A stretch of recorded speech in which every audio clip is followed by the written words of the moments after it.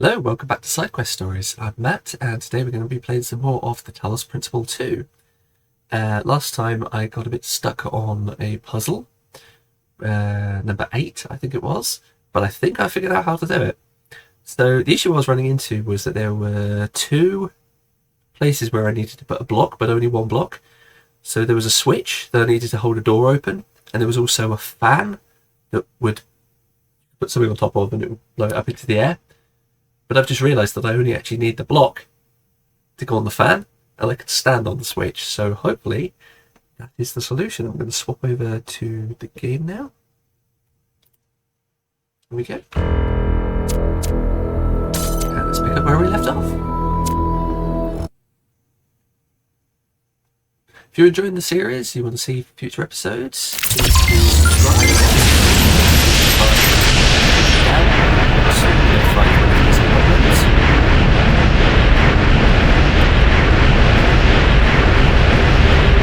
If you enjoyed the video, regardless of whether or not you've seen the other episodes, press the like button, as that does help our channel. Okay, so yeah, last episode we had a visit with the Sphinx, who asked some philosophical questions that I answered in a fairly probably bad way.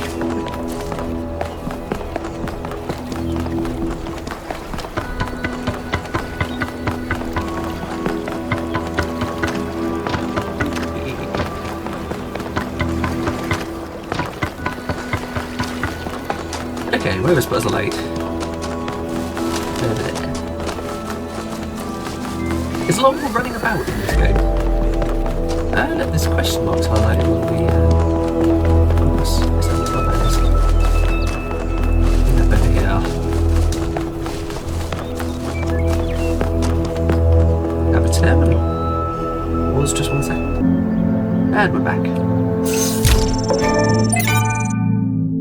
The world endures. Sorry, the word endures. L1C. Lithrosir. The Lives of the First Companions by Randolph 777. Lithrosir was perhaps the most mysterious of the first companions, a wanderer and mystic by nature. He would venture far from New Jerusalem on his own, recording his thoughts as he explored harsh and distant lands. These recordings garnered him a group of devoted followers to whom he tried to impart his wisdom. His Wisdom 5358. Yeah. In the troubled time following the founder's disappearance, Lithrosir and his disciples set out on a journey to reach the opposite end of the world by foot. They have not been heard from since.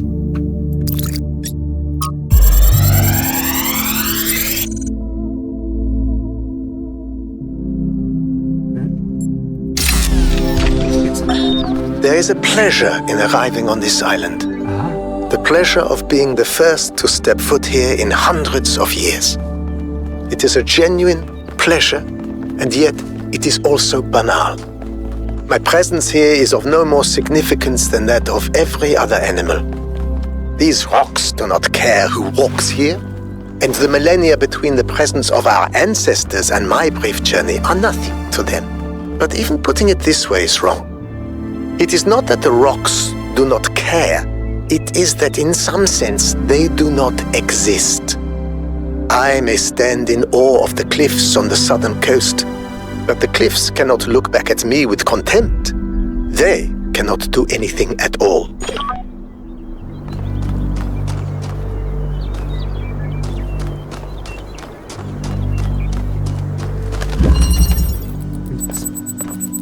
Okay, yeah, entanglement. Yeah, I think I need to stand on that button.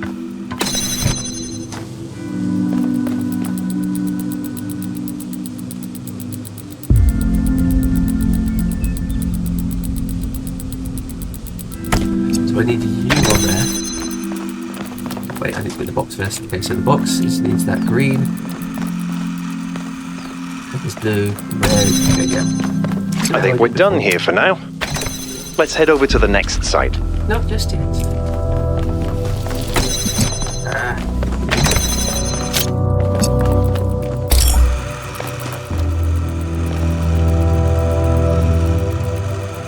I do that before.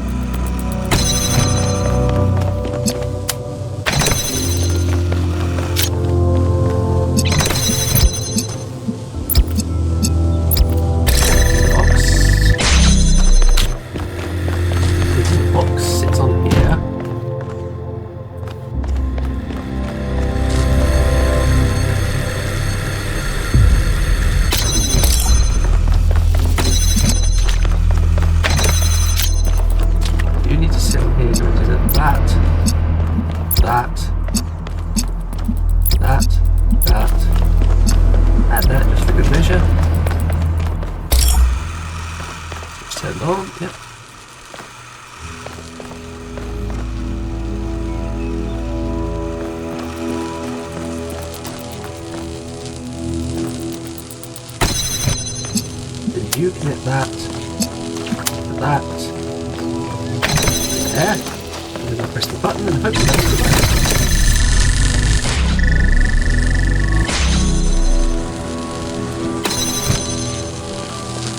Almost. But not quite.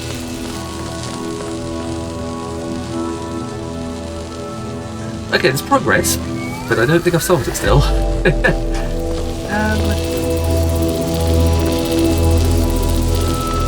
Is it even needed? No, it's not. Okay. There we go.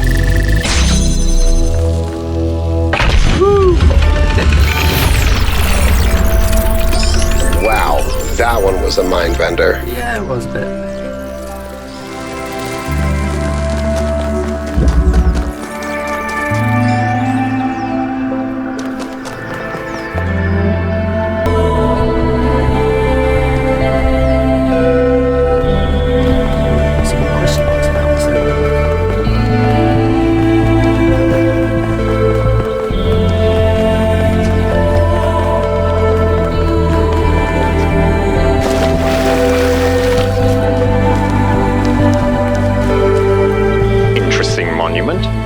Decorative for another puzzle.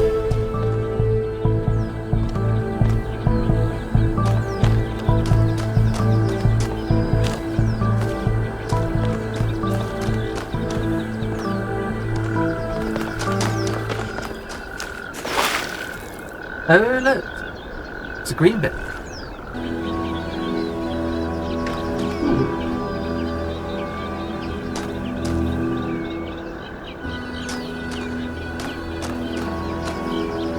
That's a green light.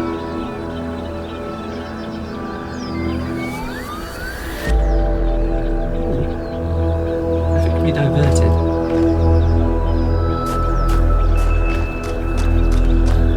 All kinds of more question marks.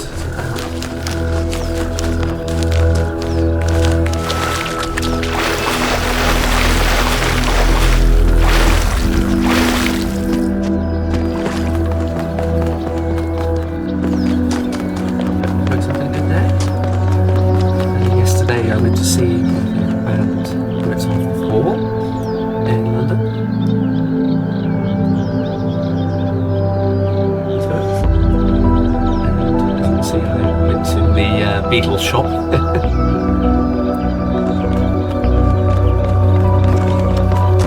What's that question mark?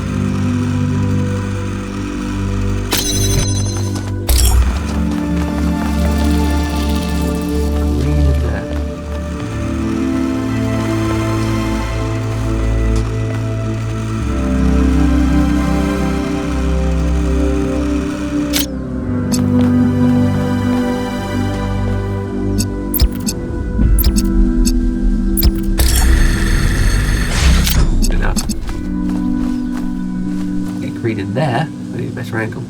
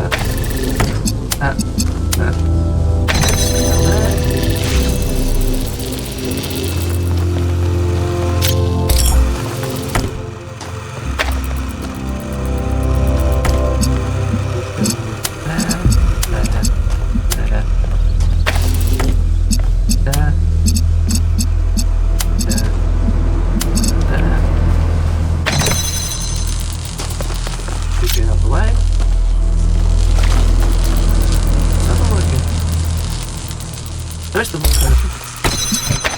You go there, there, there, up.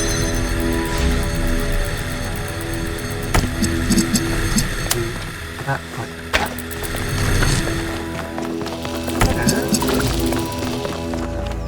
And you connect to that. That. There we go. Oh.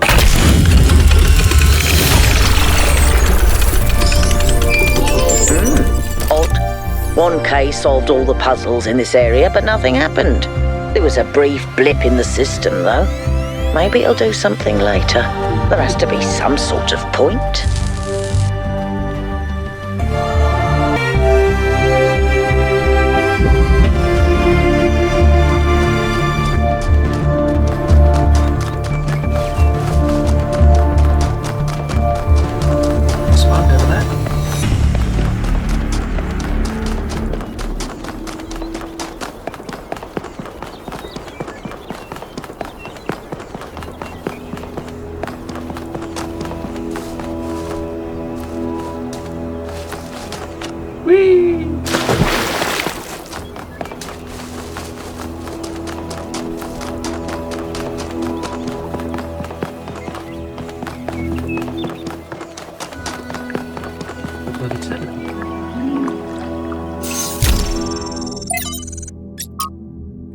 The life of Trevor. Trevor Percival Donovan, known to his friends simply as Trev, never as Percy, was part of the Extended Lifespan project that formed the backbone of the simulation and the archive. He helped put together the hardware that made all of us possible. Like Alexandra Drennan, he left behind a series of messages to the future. But unlike Alexandra Drennan or Arkady Chernyshevsky, he was forgotten. Not one building or street in New Jerusalem is named after him. I dug up his files from the archive and I've been thinking about them a lot.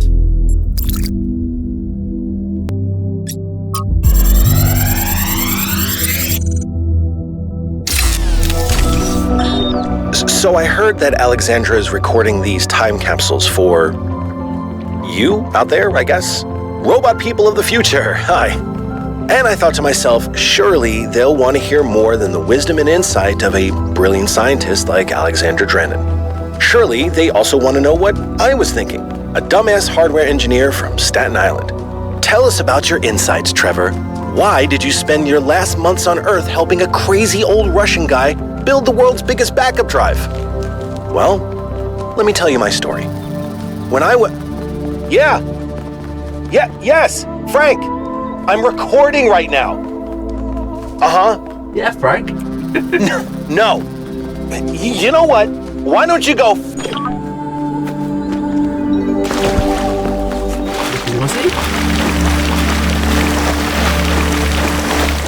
There's another one of those monuments. Find my sprite and follow it until it leads you back to me. Your sprite. Over there.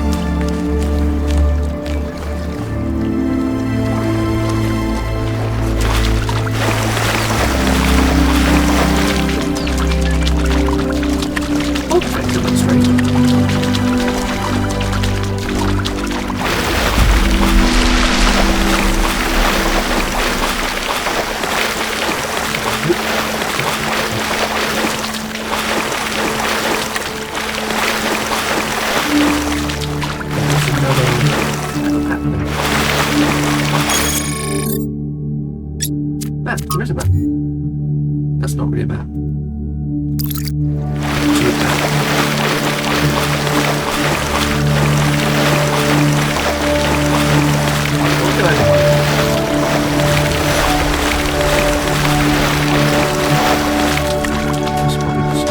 because I believe the robots are waterproof.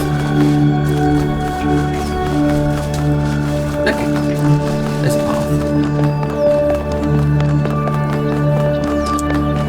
The other side didn't have any was an American sweet Jolly Rancher you may be familiar with. What's the drug? It's great, isn't it?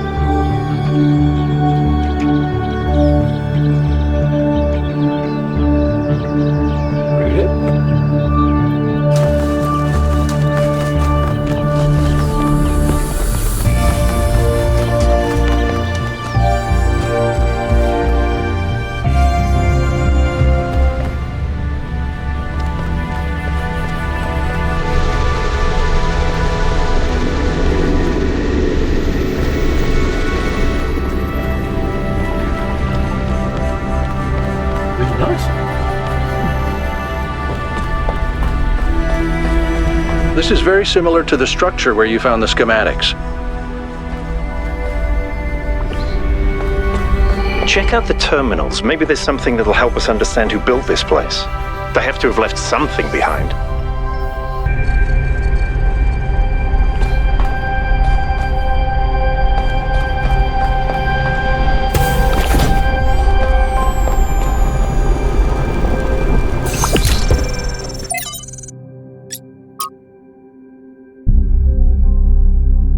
Slight issue now. The 4.2 kill a year artification event from BT Odiambo's Anthropocene Dilemmas. The Akkadian Empire, forged in violence by Sargon the Great and his sons, reigned supreme over the city-states of Old Sumer.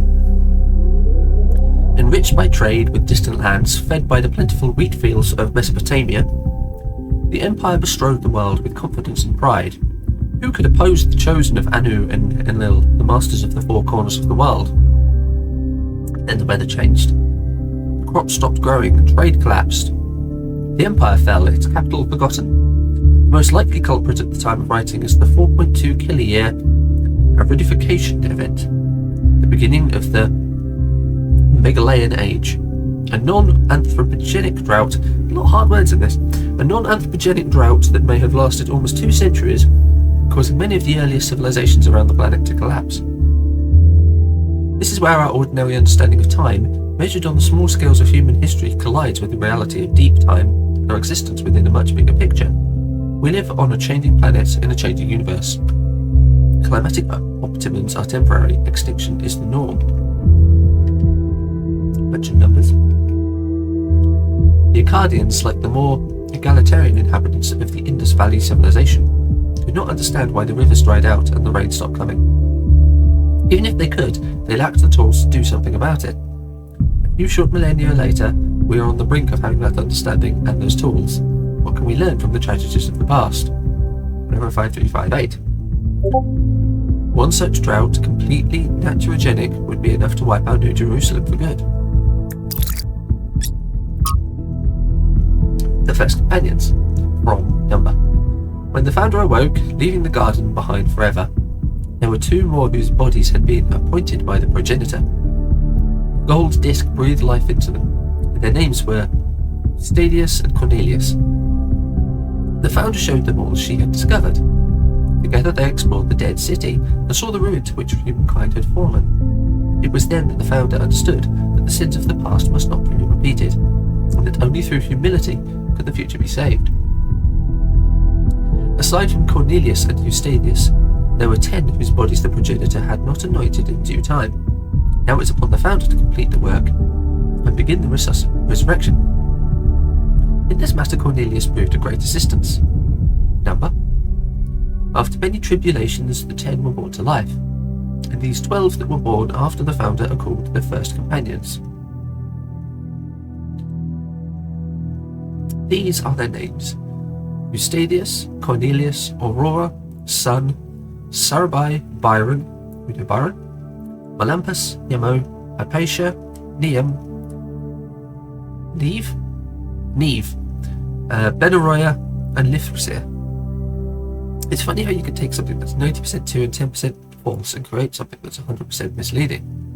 Low profile, let alone.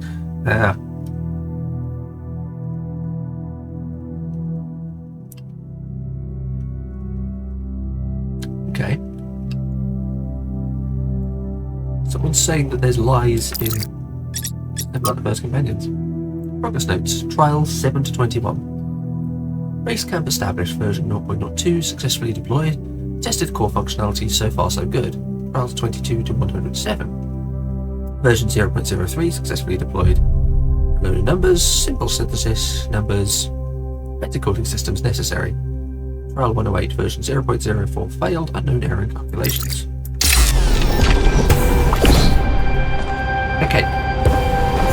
So if this is anything like what we saw before, this is like a clue about the puzzle mechanics. So we've got like a tunnel aura. That was a really bad idea to stand there.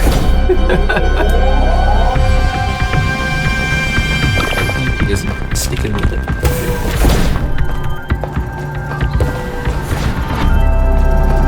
Servers.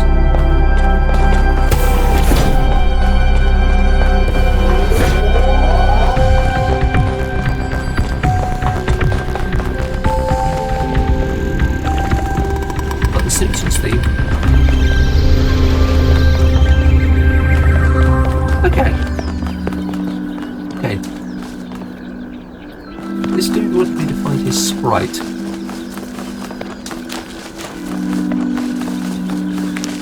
Which is 1 point left of south.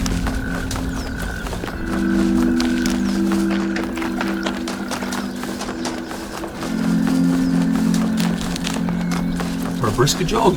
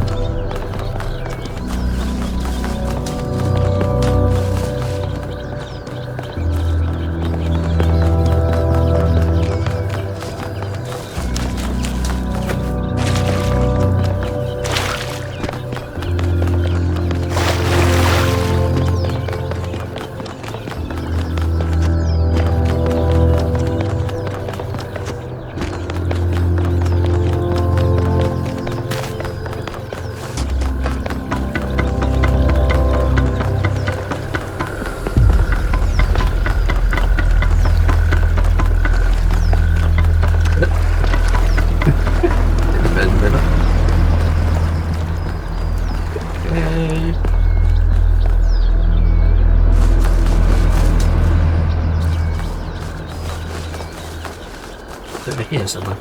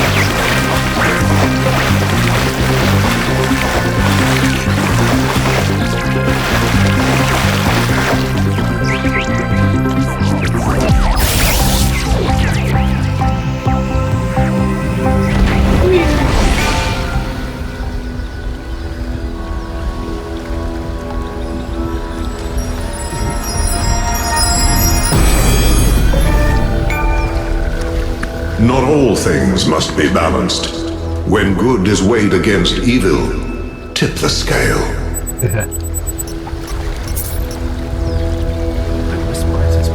I think that was more like a recording.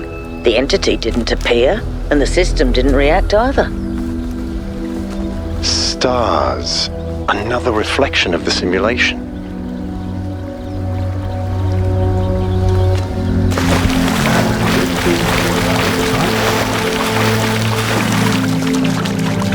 So I have no idea how to read light. I'm listening. I don't know how to read light happening.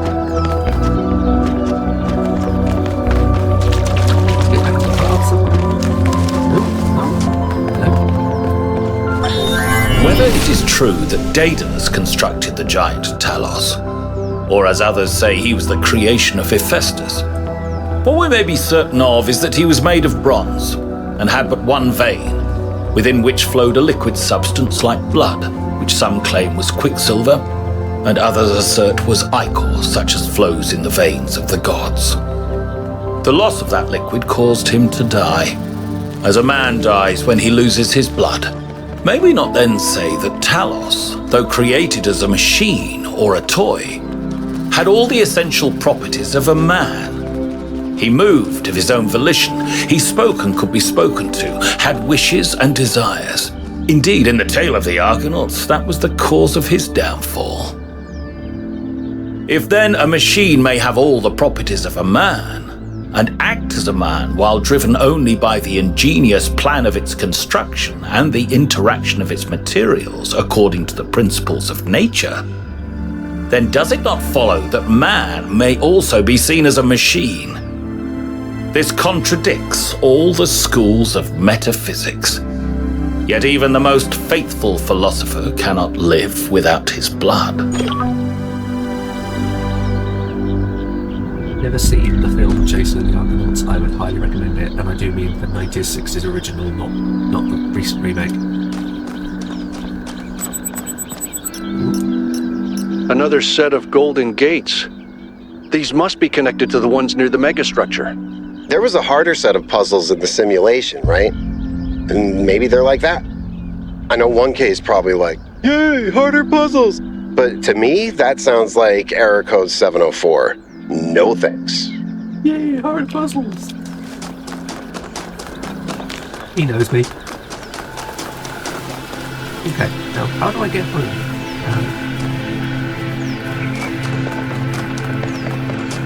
Where's the train? Oh, there it is.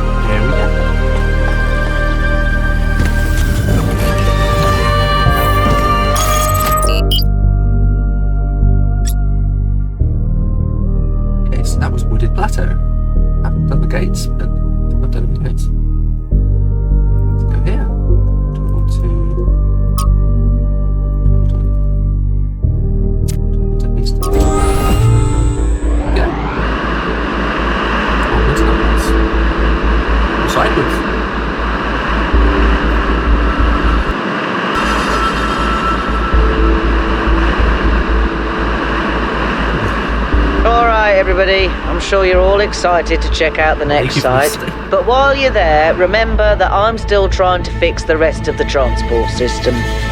Maybe there's another one of those labs that 1K found.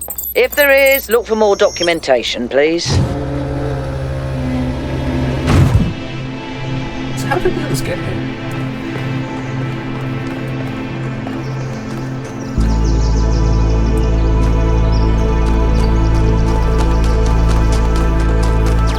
Start with the beginner puzzle. This is, I think, they have particular rules.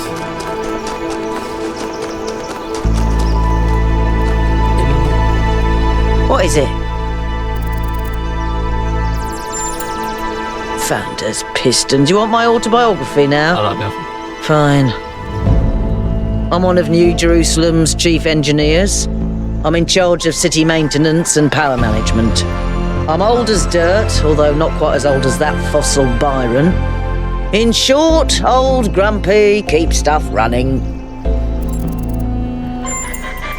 Hobbies? You think I have time for hobbies? That's cute. If I had time for hobbies, all of you would be dead. What do you want me to say? I like bubble baths, candy, and the concept of Tuesdays. Cities don't maintain themselves. If you don't put real effort into keeping stuff running, it all falls apart in just a few decades. Civilization is always on the brink of collapse unless we do something about it. And I do.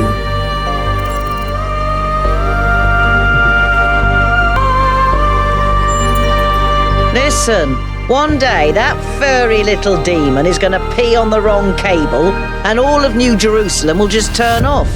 Forget about the megastructure. He's the biggest threat to our security. It's big. It's too big. And it's got a lot of energy running through it. Frankly, I think we should be pooping our robot pants. See, that's what I mean about the language libraries. Pooping our pants. Really?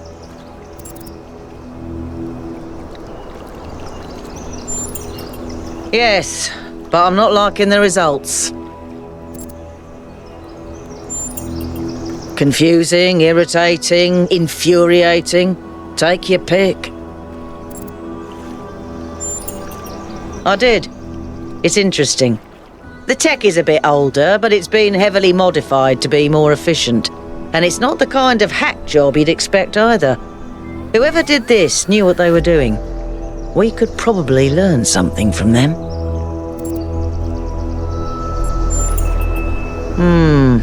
I guess it could be discarded New Jerusalem tech. The mayor made us throw away a bunch of stuff that was perfectly fine if you ask me. But I'm not sure. I'll check to see if I can find any serial numbers and I'll get back to you. I suppose I was going to trust anyone with how the city works, it's Millville. Why would the mayor be throwing stuff away?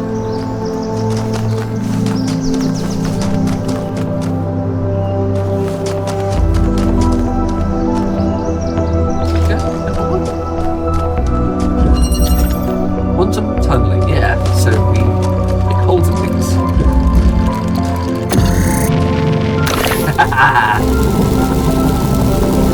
Not quite enough to walk through.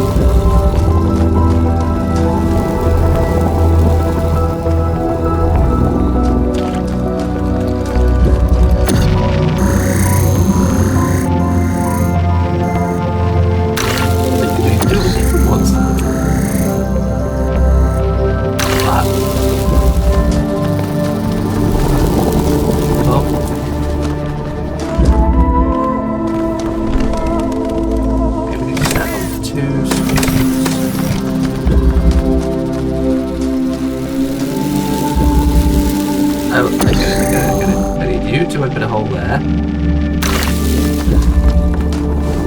You nice. Then do that. Move into that hole.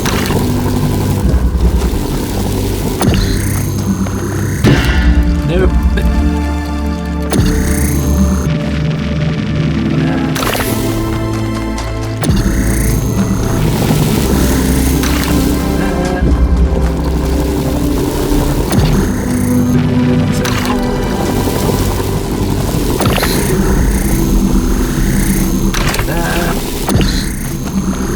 hear that? Easy.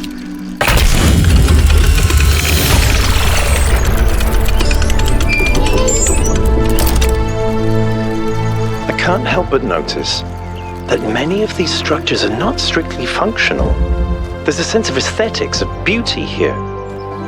This place might be meant to test us somehow, but perhaps there's more to it than that.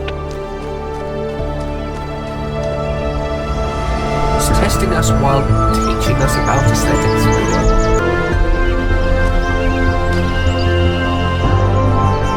Music.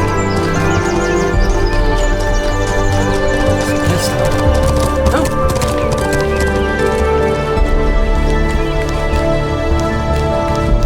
Hello, dear.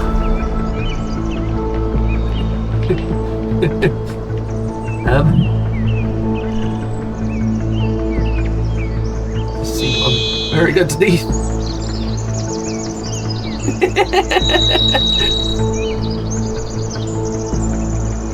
Oh, dear diner. Oh, I have 1 flame and 1 star. I don't know how. Oh, the flame, I think, is how you do the cheat codes. I don't know what the star is. Hey, Baron. Hey there, 1K. I don't know what she is, ontologically speaking, but those questions she asked reinforce my belief that we're being tested, or perhaps analyzed.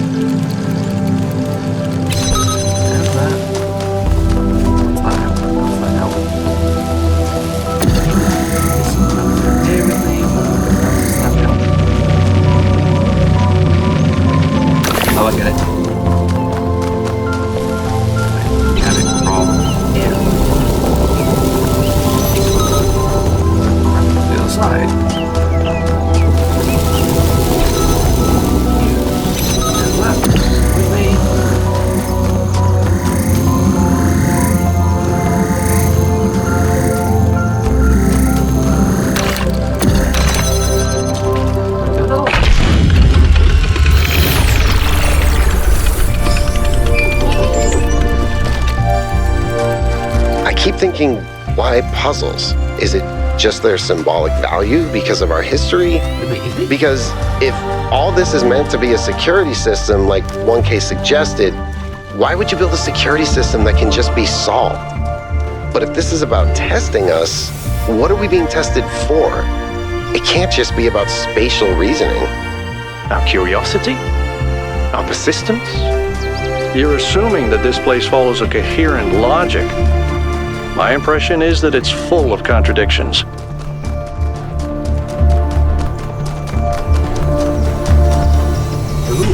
there's a thing there connecting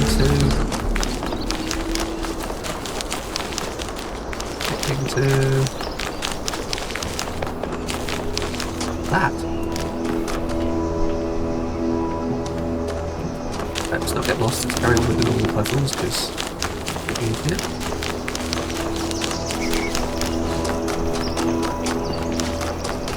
The mechanics. Number 3.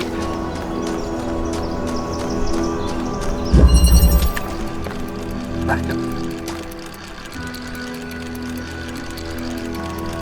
Okay, right now all I have is that.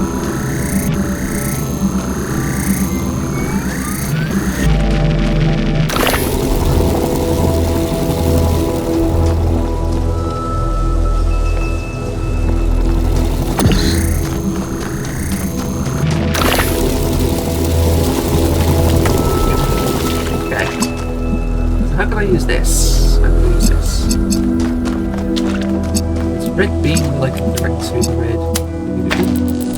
Oh, let's go through.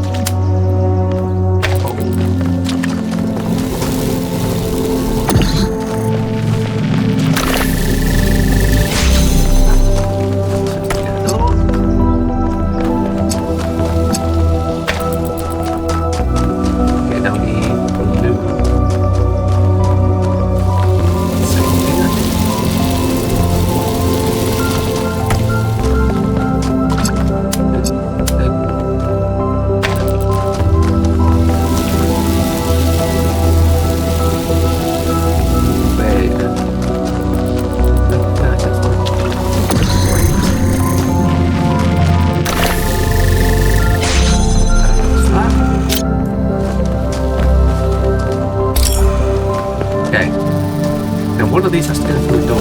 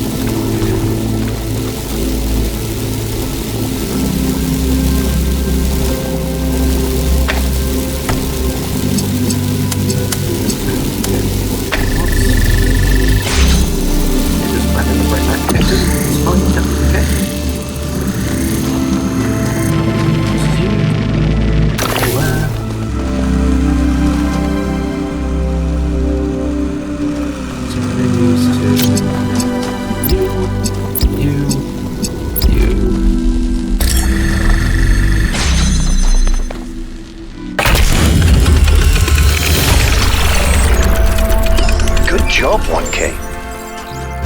Thank you. Number 4.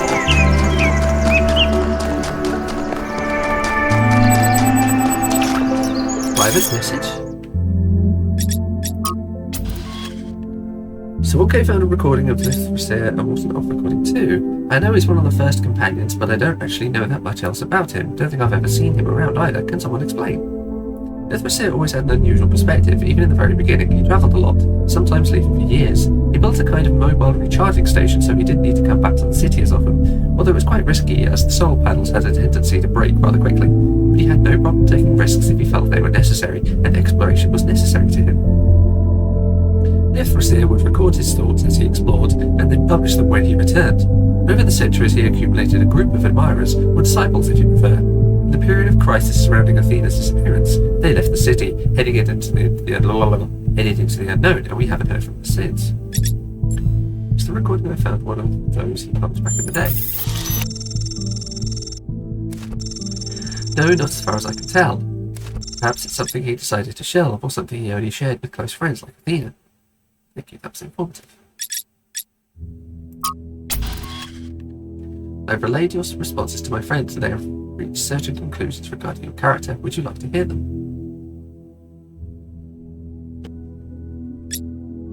Yes, go ahead. Now, your news, so let me fill you in. Your arrival marks the moment of New Jerusalem's maturity, and there are differences of opinion about what is to come. Naturally, there are people working quietly behind the scenes in an advisory capacity, trying to guide our city to prosperity, people who know things which would only scare or confuse the average citizen. I have 5 such friends who expressed to me their interest in getting to know you. I can't tell you their names, but I can tell you a little about them. First is an engineer by trade, tends to see the world as a puzzle to be solved. The second is a scholar of some repute, thinks the big questions have answers in our code. Third is, well, it's hard to pin down, a practitioner, let's say, of the esoteric arts. The fourth is a member of the political establishment, and the fifth, well, the less I say about them, the better for everyone. So is there someone you think would make a good match?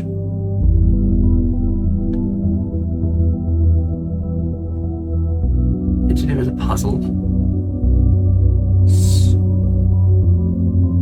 Scholar, answers in our code. Hard to pin down. A practitioner, let's say, of the esoteric arts. Political.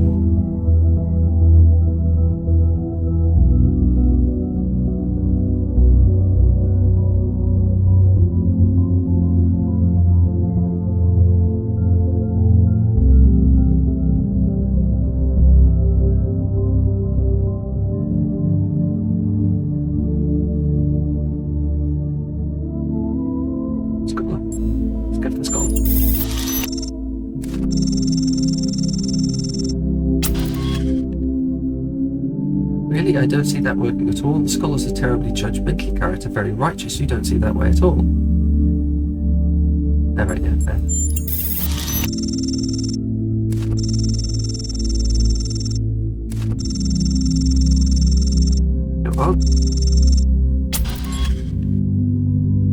Your answers to my questions and our observations of your behaviour elsewhere has given me a massive amount of data. It's clear there's only one person that I should put you in touch with. You've shown a commitment to scientific progress and pursuit of the truth. Your support would mean a great deal to my friend from engineering. She's no kind of expert on the human condition, but she's dedicated to analysing how the world works and using that knowledge to shape our future for the better. Are you happy for me to put you in touch? I don't like this one else. Maybe, but no one else wants you. It's perfectly clear what kind of person you are. You may not like it, but I advise you to explore it. Would you like me to connect you or not?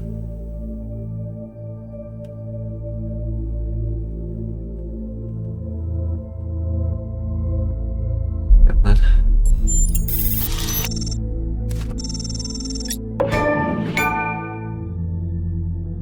Okay, I'll send you an introduction in due course. I'm not liking where that's going.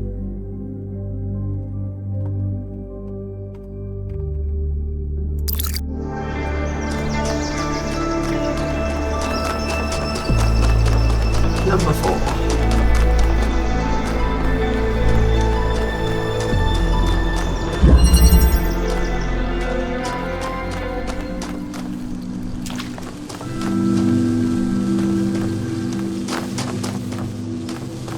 Has to be jam.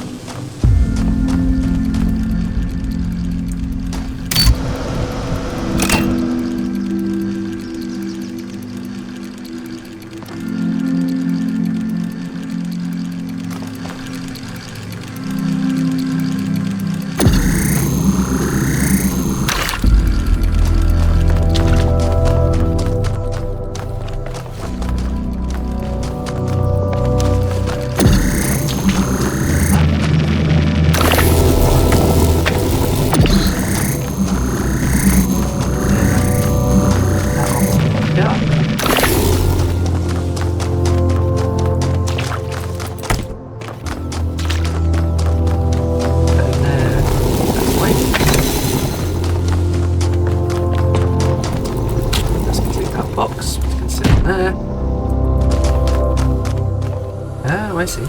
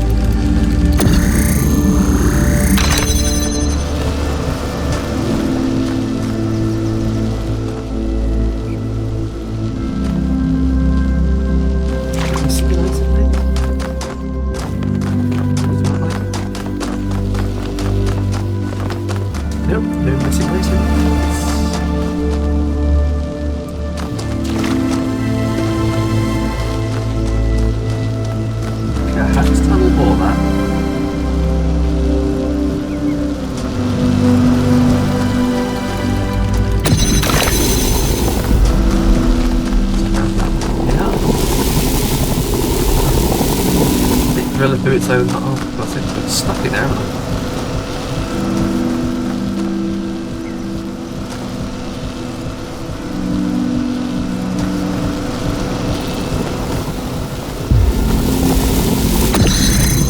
I can't get out.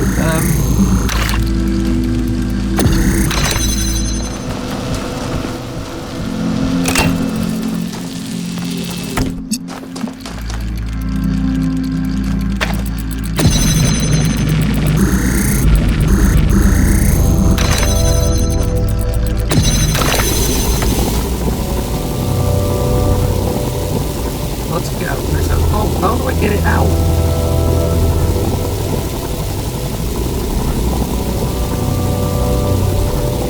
There's only one more, so I can't take out the two.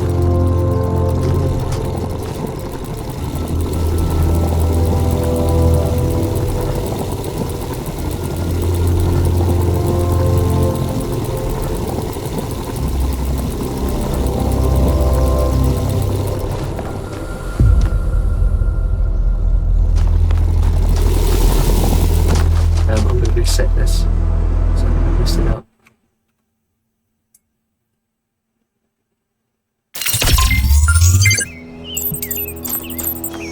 Okay.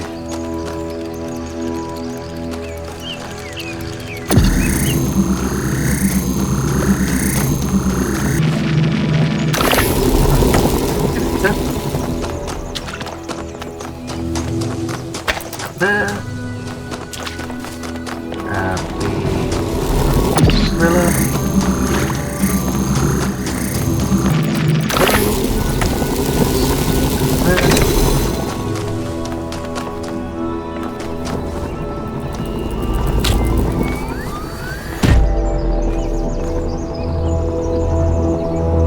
But how do I get that out?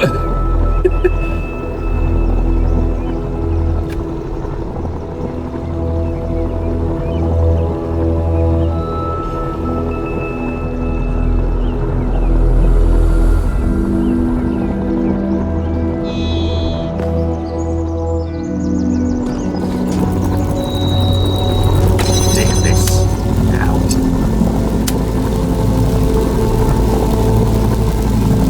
There, like that. Wouldn't work, but it'll let me take it at least. And take it. Yeah, connections. Put it there. Switch. Comes up, then I can have it.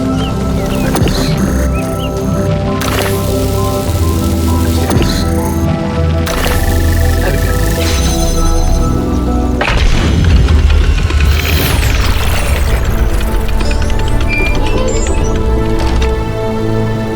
You know something that's weird about these puzzles? They're not replicas of the simulation puzzles, like the ones in the museum.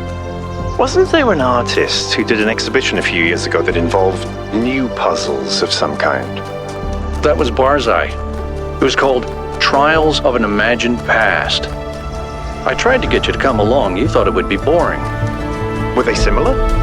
No, not at all. Was it boring? I thought it was interesting. So these monuments represent each of the entities. Pandora, the Sphinx, and Prometheus. Makes sense, I guess. For a given value of sense.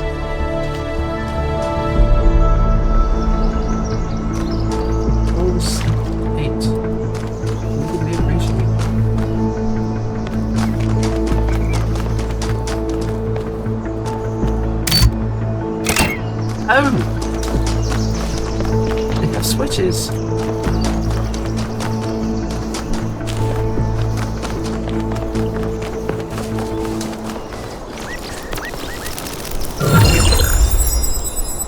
I think you just picked up some kind of decryption key.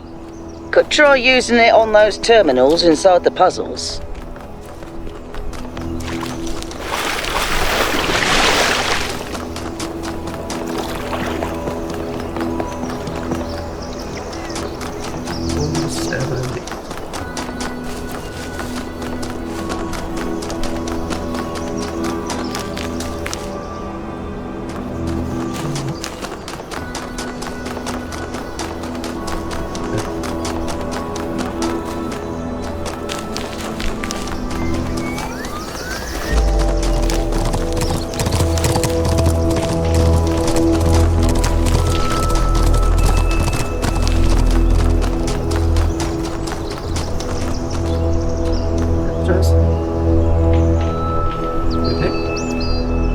What can I do for you, 1K?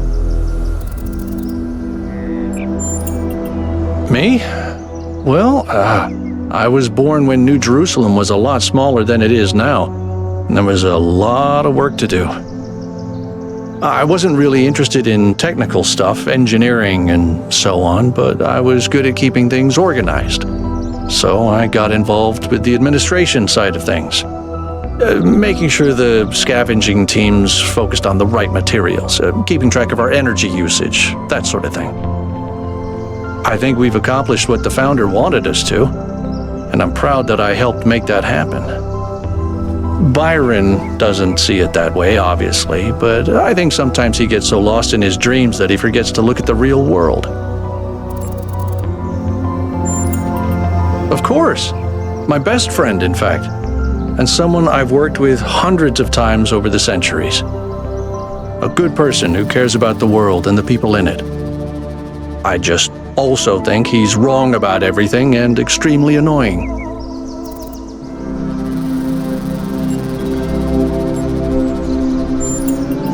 The founder taught us that we must never lose track of other people's humanity, even if they disagree with us. We're all in this together, even if we can't always see eye to eye. I don't know. It's obviously impressive, but I think we should be very careful. We're dealing with powers we don't really understand. I think the only reason to build a lab in so remote a location is because you're trying to hide what you're doing, or because what you're doing is dangerous. To me, it means accepting a certain amount of humility. Our ancestors thought they could master the world with no regard for any other organisms. They failed to see themselves as part of a greater whole. I think the founder realized where they went wrong and tried to offer us a different path. A path where we have a place in this world, but the world is not ours. Well, puzzles, or trials, as Elohim calls them, were used as part of the process that created the founder, and they're still part of how we're born. They symbolize the human ability to understand the world and solve problems. But nowadays, they don't have a practical application. They are a common motif in the arts, though. The only physically existing puzzles I can think of are in the Museum of the Simulation.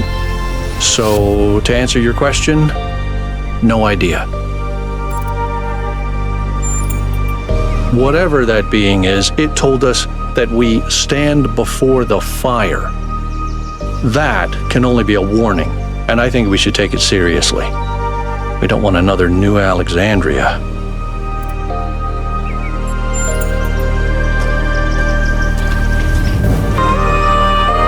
What's New Alexandria? That's the first I've heard of it.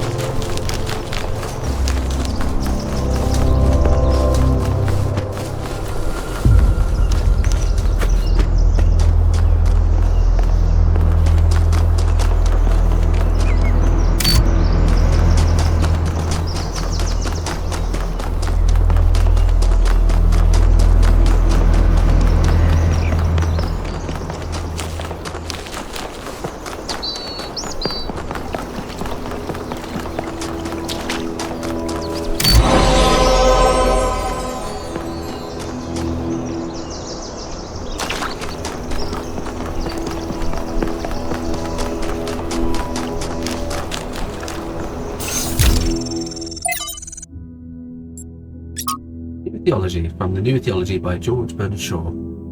The object of the whole evolutionary process is to realize God.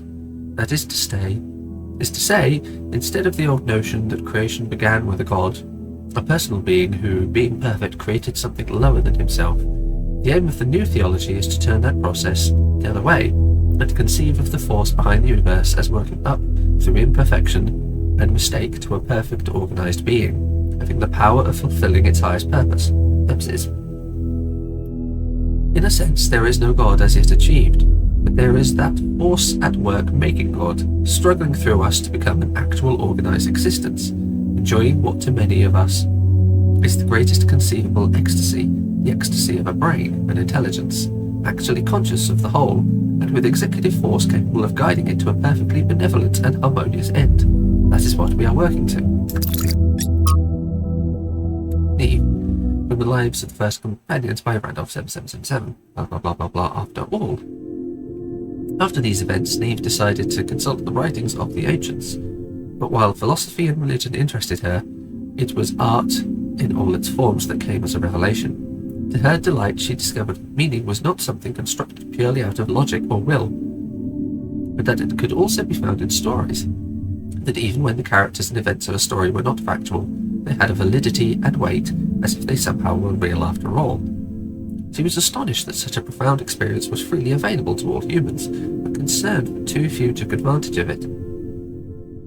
So she set out to enrich the inner lives of her fellow citizens by promoting the arts, starting with the legacy of Gehenna. Photo profile. Eve sounds nice. I would love to meet her one day. She must know more about New Jerusalem art history than anyone. When we do, remind me to explain how to pronounce her name. The default settings in the language libraries are wrong.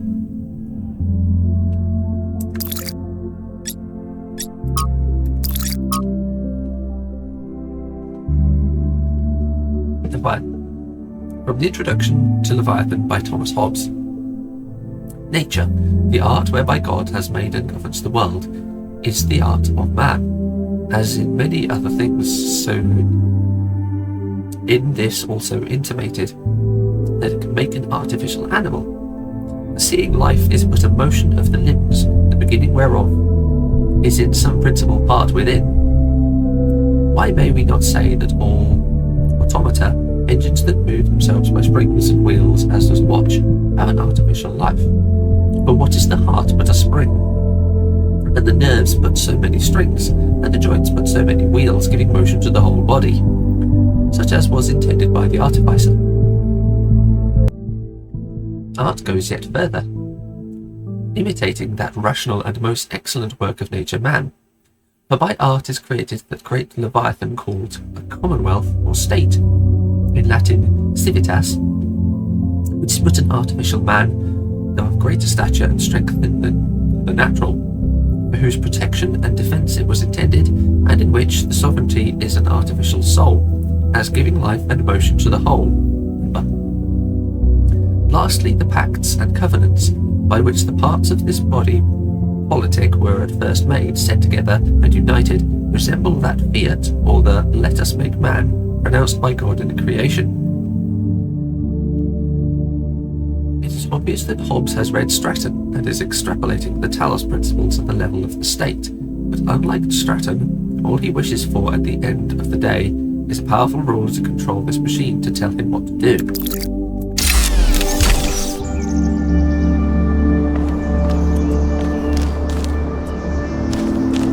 We're going deep with the philosophy.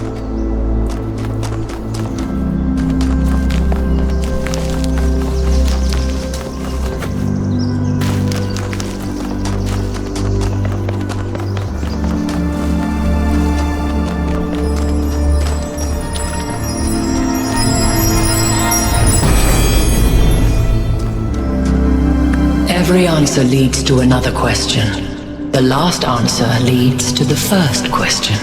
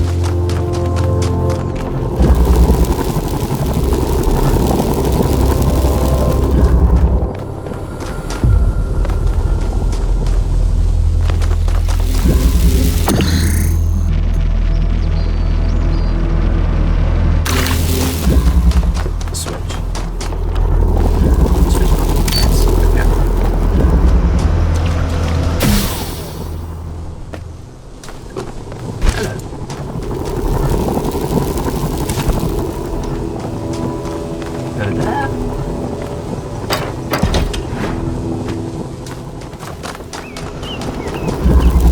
Grab it like that. Oh, I can't pull that out because of the thingy barrier.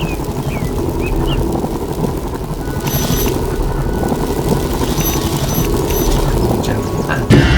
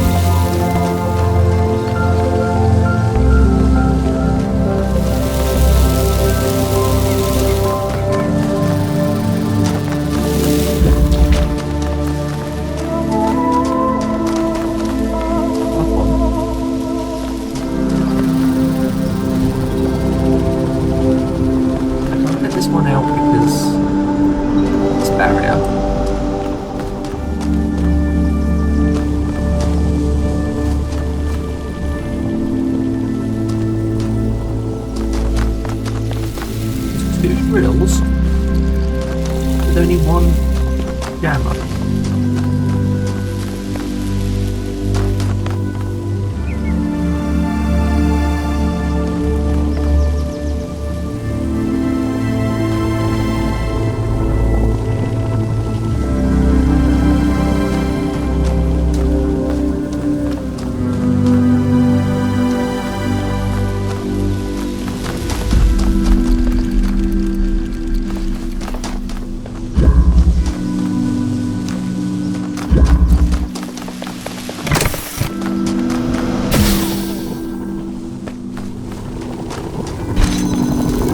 Oh, hang on, I can move that.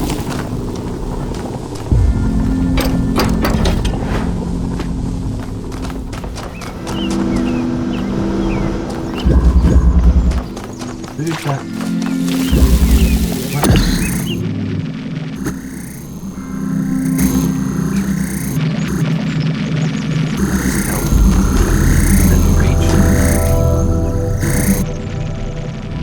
Do a different place then.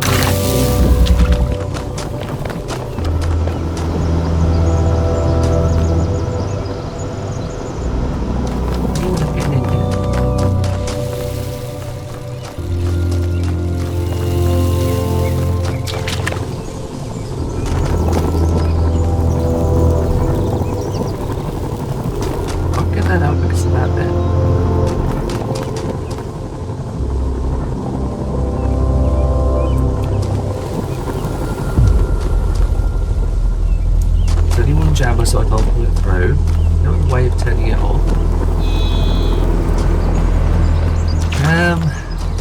Struggling with it. Anything else I can do with that? No, nothing else I can do with it.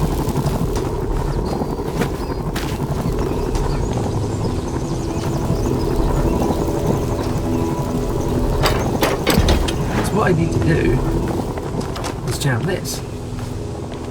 I have no idea how we do that.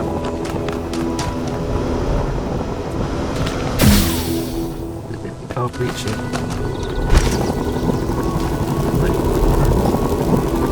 Is that a hole? Jam it out and all that. I would need a hole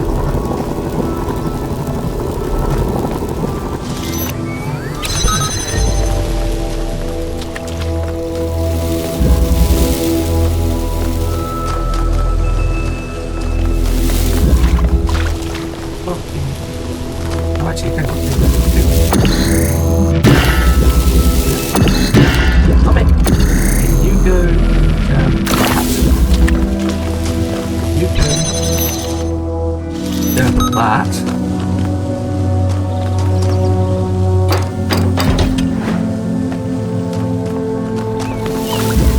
Okay, I can guess this down. This drill will find me. Okay, what kind of drill?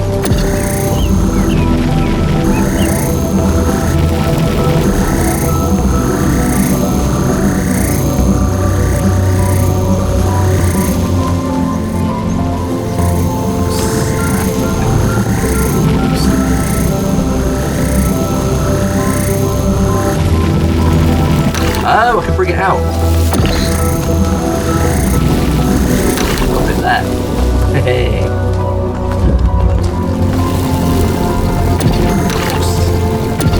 Oh. Yay, I was first. Okay. That.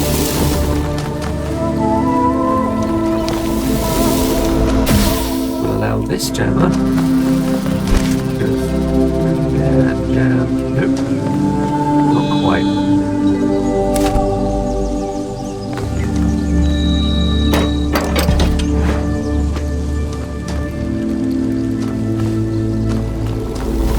Shoot, drill never was really powerful. Ooh, actually, no, it does.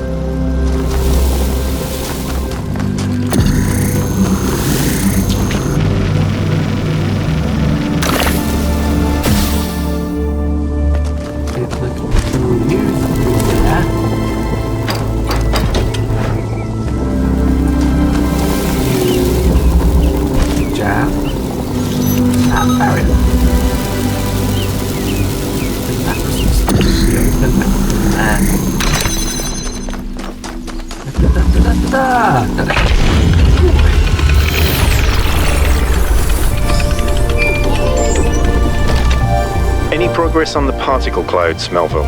It's pretty clear they're integral to how all of this functions. I've gathered a lot of data, but I still have a lot of numbers to crunch before I can give you an answer. And I can't guarantee that my answer won't be another question. I'm glad we don't get headaches.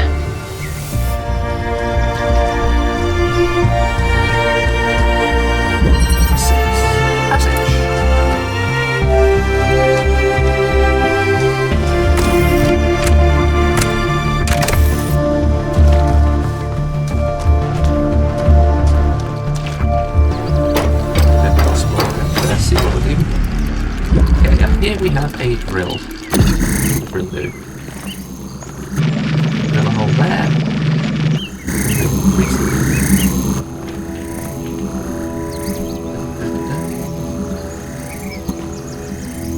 I imagine it's through there that I can go.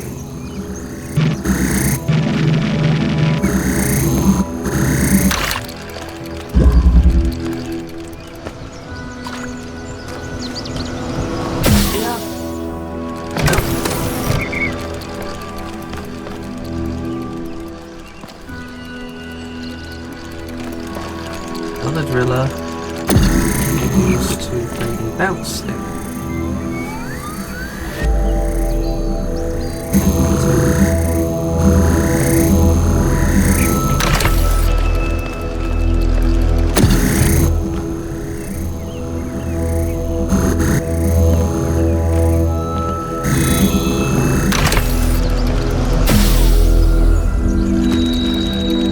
How does that happen in the slightest?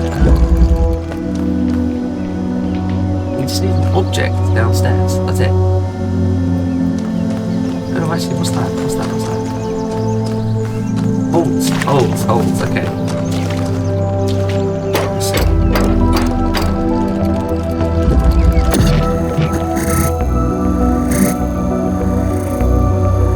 Get it down there.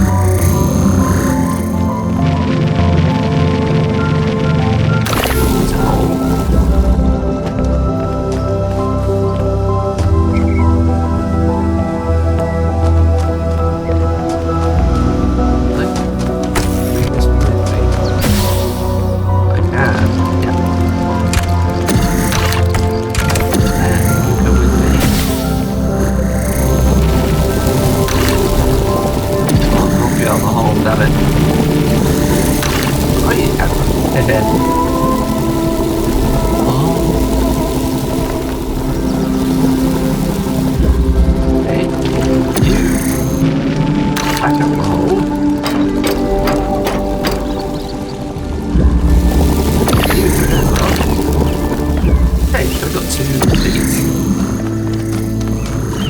on. Here. That.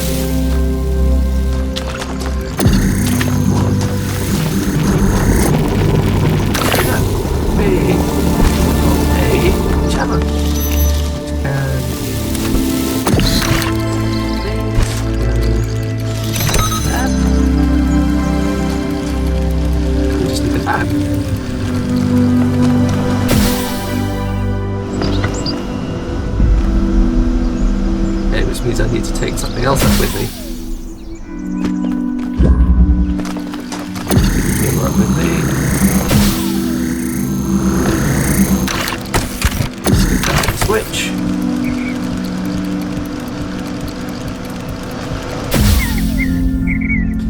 And now that's stuck here, and so I need the other driller to save that. Okay.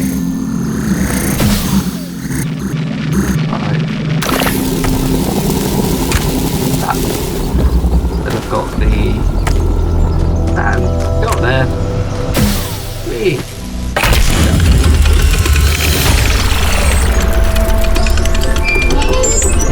That's a fun one.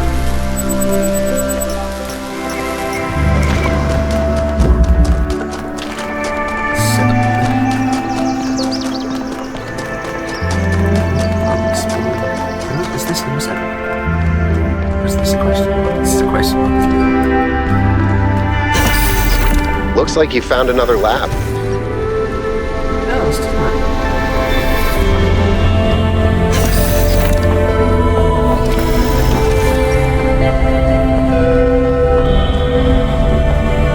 Wow, that's a lot bigger than I expected.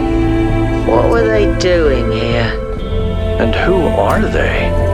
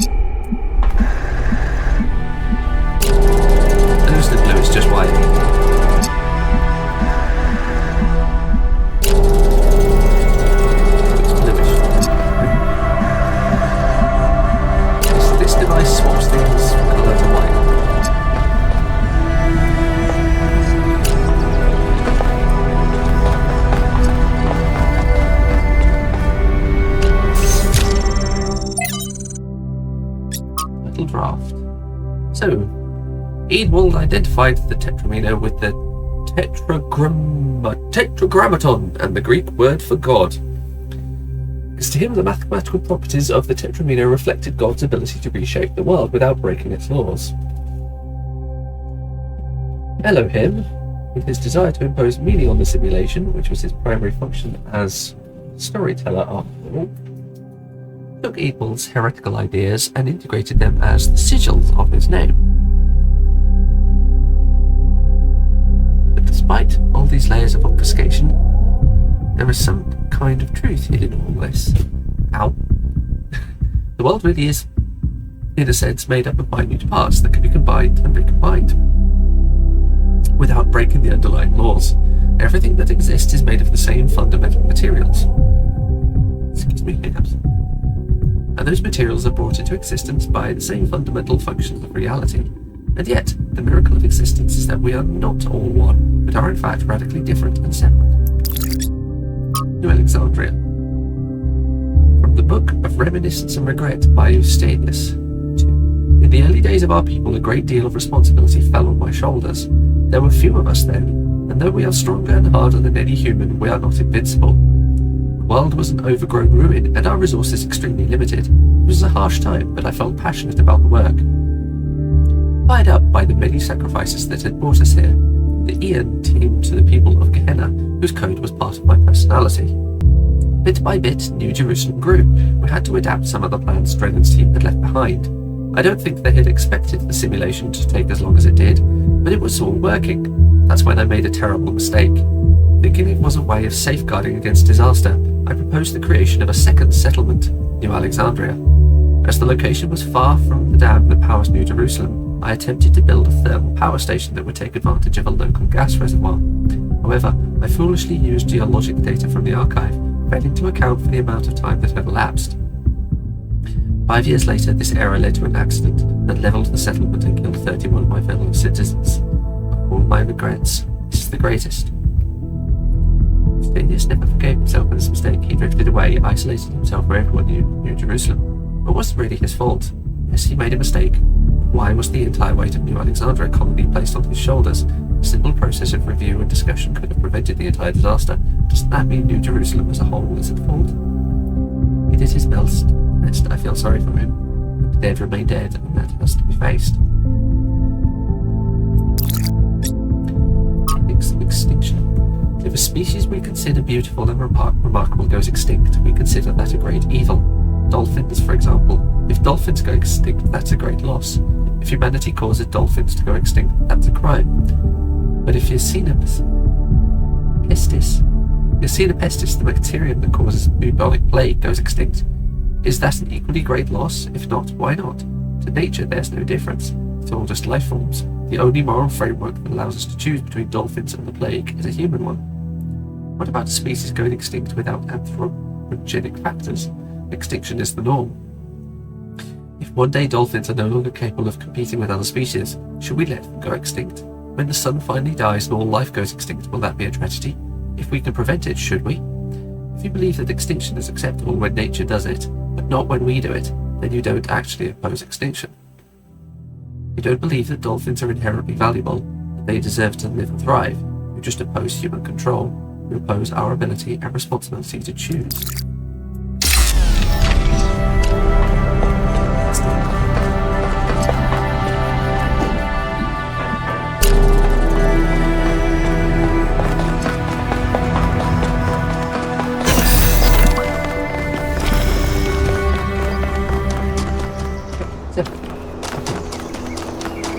What's the date?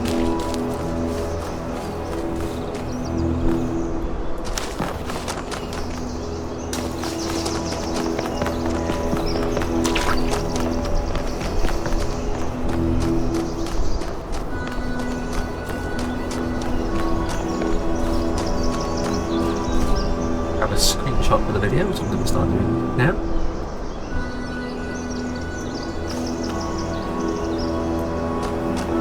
So far I've been used to blank thumbnails.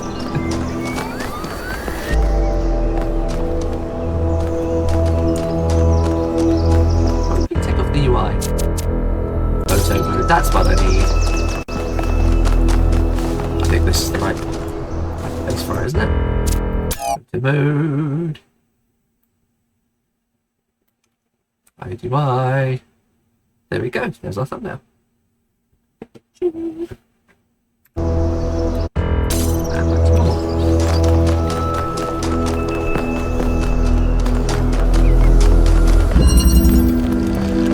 Eye of the needle. Okay. There's a lot going on here.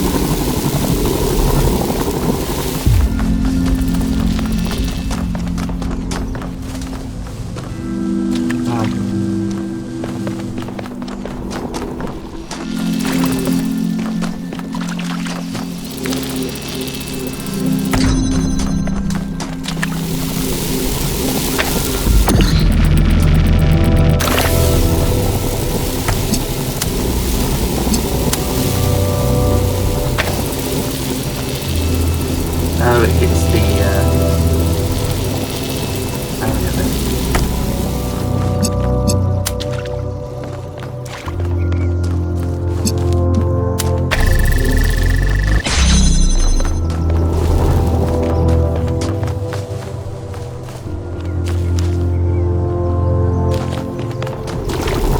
Oh, hang on.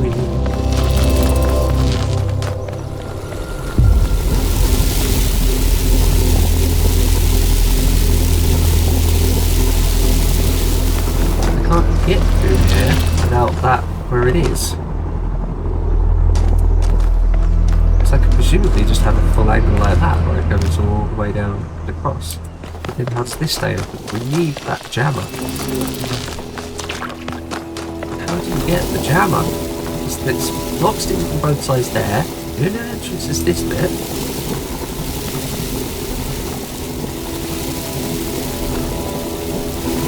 Oh, yeah, I can use that through the hole to... Now, how would you move it? How do you get in there? There's no ladder on the other side. There's no fan anywhere to be able to get to it. It's that, but I don't know how to get to it.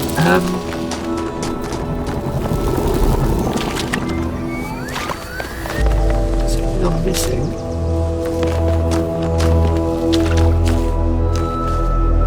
Box then.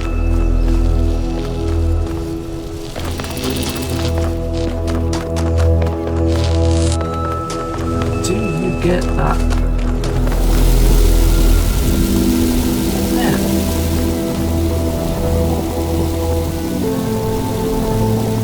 Well, this is a real puzzle.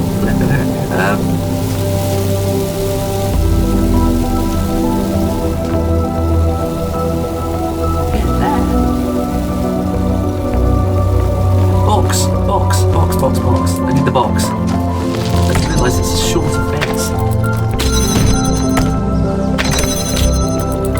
Like that.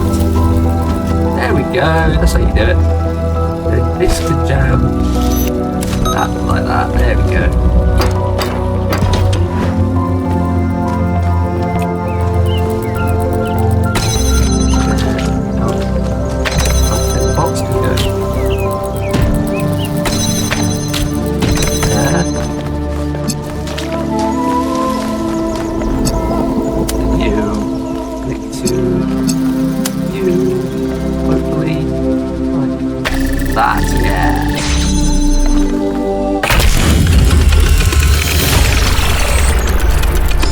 Impressed?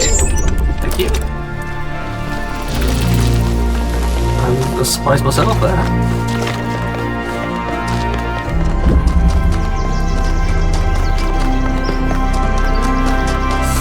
Alright, we've got one more.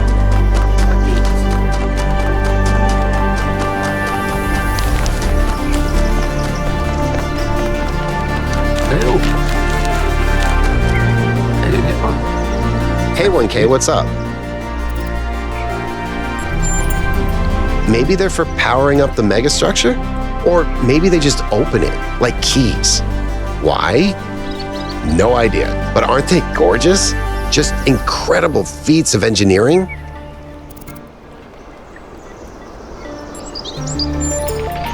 I don't know who built this place, but whoever they were, they must have had a purpose. Making something so beautiful feels like a statement of intent.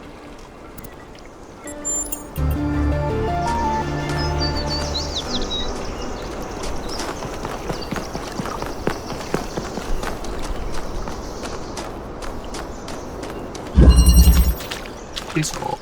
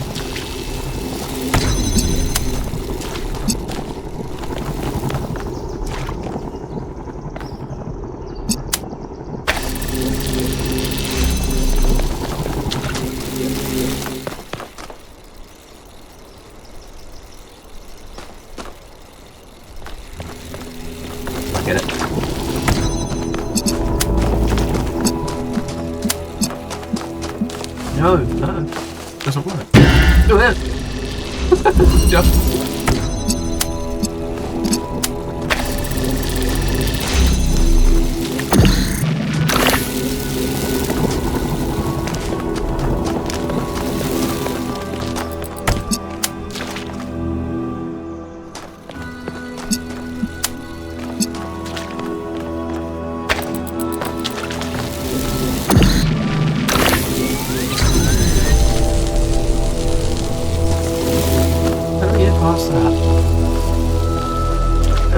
The wall so that they can't go around each other.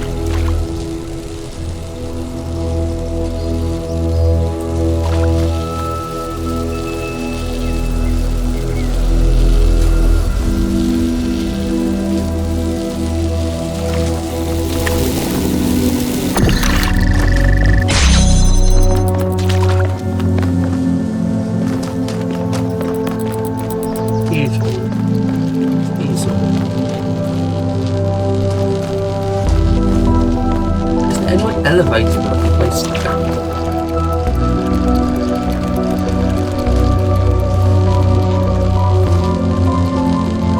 Hang on.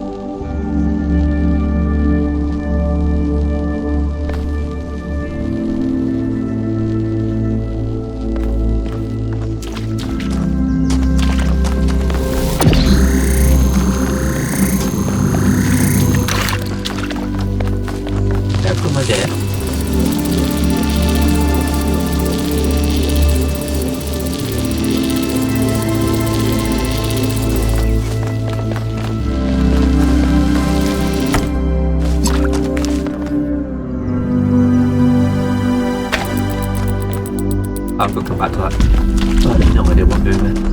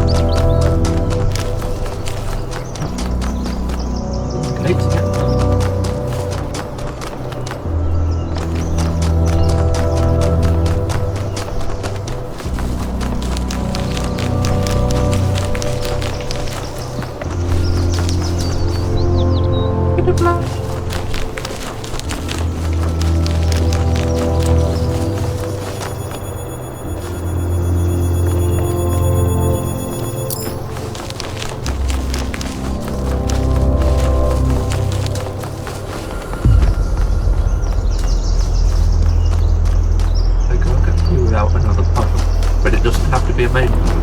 Okay.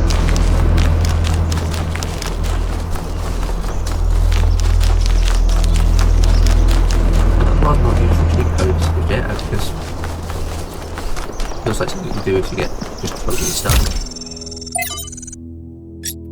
World spirit. What is it that drives historical processes? It's easy to dismiss the idea of the great man, or the great woman for that matter, when clearly so much is determined by resource distribution, pre-existing political structures, and the randomness of the universe itself. Is there no space at all for the individual in all this?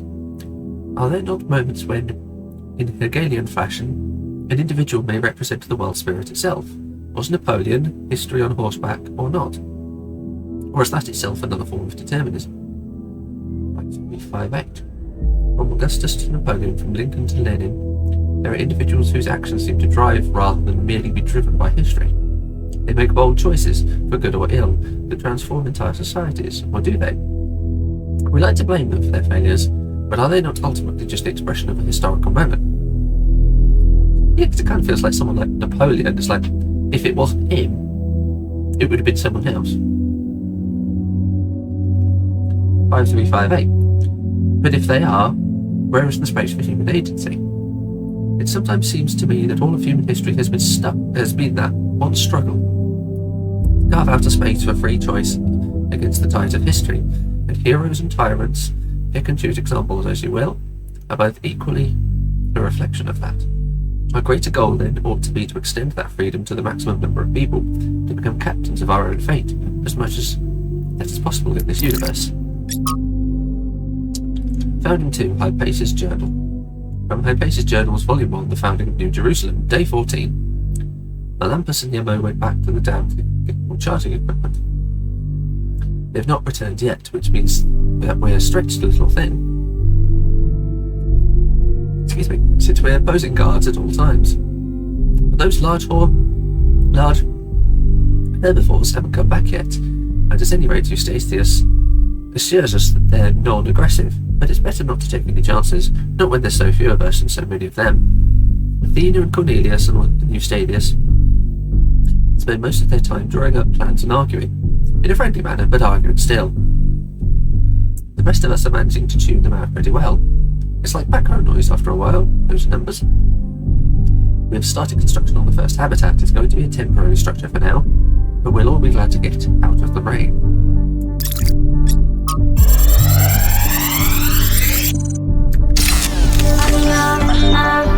So, what are you doing here, Trevor? Why are you trying to save the world? Well, look, I think humanity is awesome. I love humanity. As a species, we're great. I mean, our track record is pretty mixed, but have you seen everyone else? I mean, what did you do today, animal? Oh, I ate some leaves, sniffed my own butt, crapped myself, and went extinct.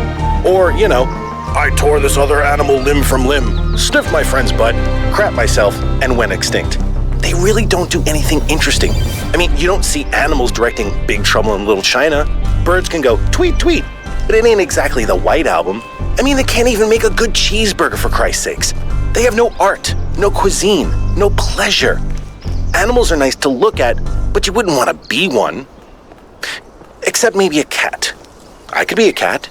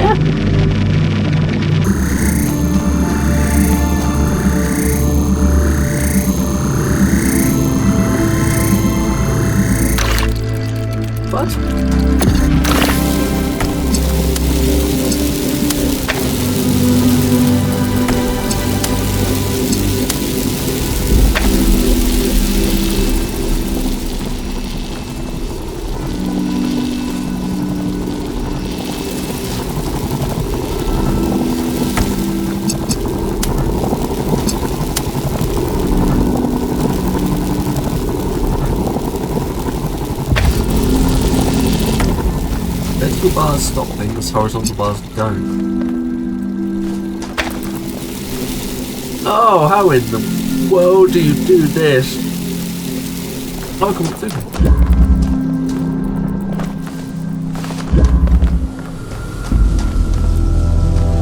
Let's not walk through there.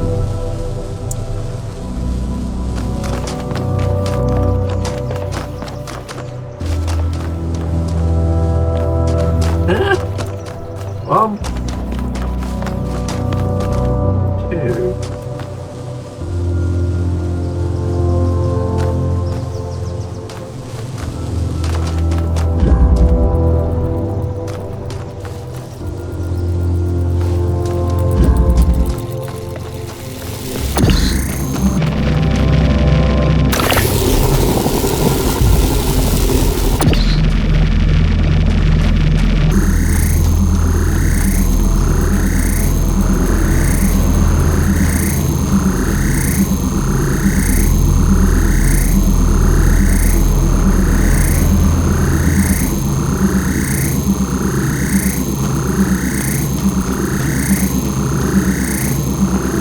Let's see if we have one.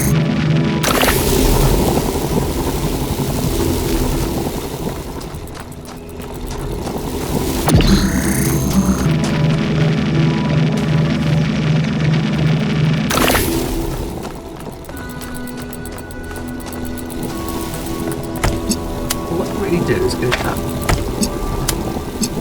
And that. Why does that help in the slightest? I can't reconnect that.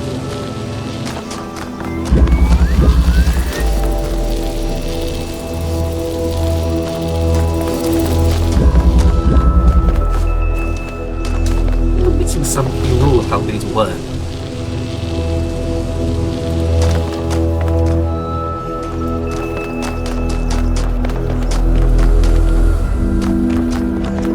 Does this thing give you a hint, or does it actually just skip the puzzle?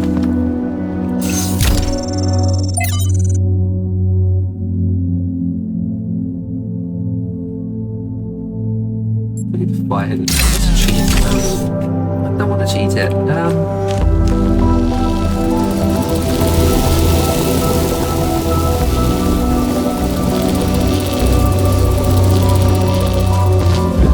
Okay, so beams can go through the purple. I've nothing to work with on this side.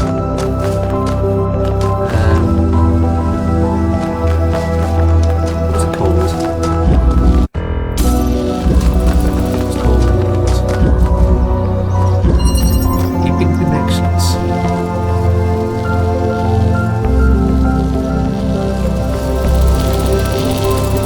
I don't understand. I just don't understand this angle, how you're supposed to.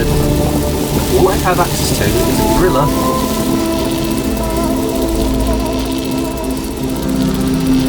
Connector. Connector can't connect that to that. Can't go close enough to be able to see it there. No.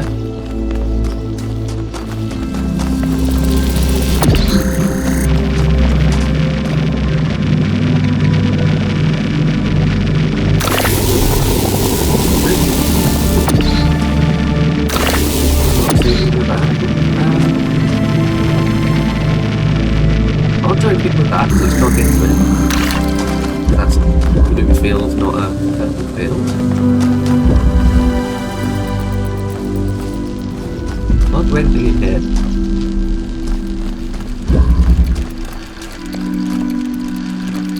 The driller can only hit these two walls. I'm going to put one driller.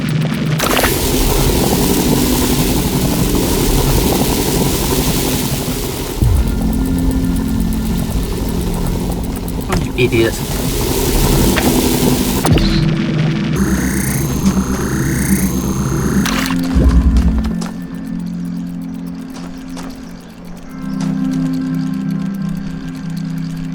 Something like that, but I need to put it in. Yeah, why do I need to put it in there?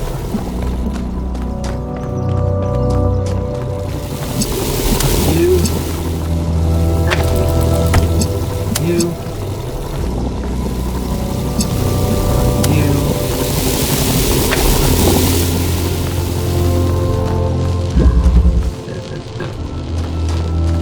bit on the other side. Connections. Just there. Straight there.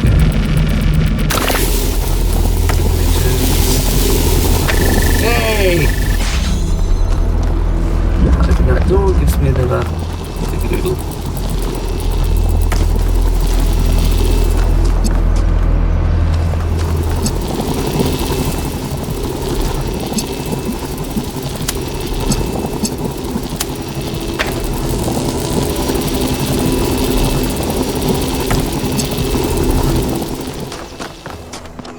Isn't enough to get me around here. I need to connect to the centre somehow, but I can't get connected to the centre. One, two, I can connect to the centre. Oh, one go from there over there. Ah ha ha ha ha.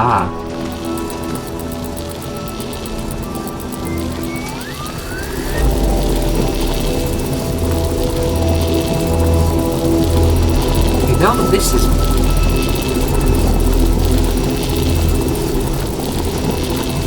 I'll bring that to the turn hole, I'll drop down to this side.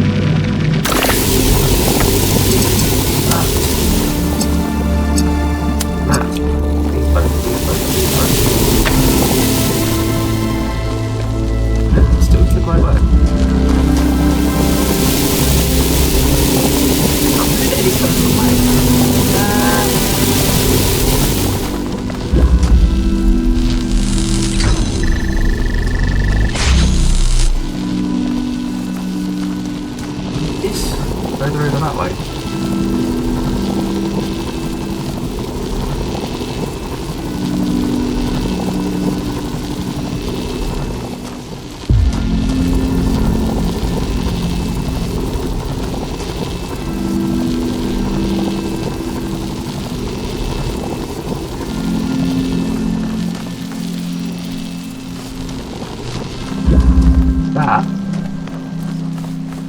Oh, that needs to be over this way.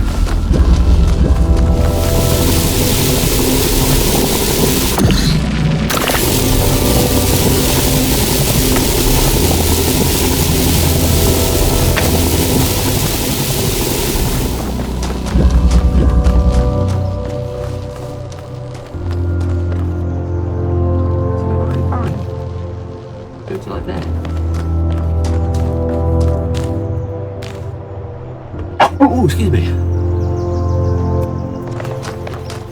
Can't get anything in here. The barriers.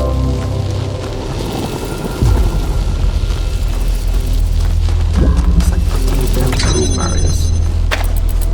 No.